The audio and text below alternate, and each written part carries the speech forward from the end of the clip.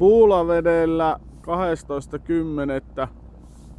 trooli pyyhkäs kivasti ohite ja sitten ne päätti kiilata tuohon eteen. Ei päästä ympäri ollenkaan. Miten?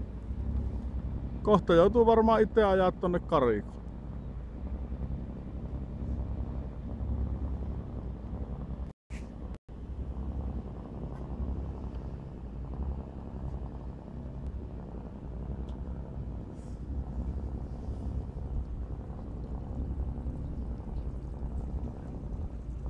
Eikö nuo saatanan mulukut tajua? Eikö tällä perkele kellään oikeutta ajaa? Helvetti! Onko siinä niin, niin siinä paperissa, niin kenellä voi soittaa?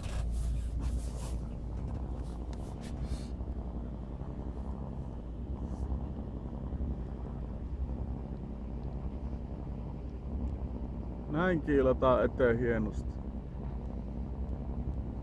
Joutaa pysähtyä.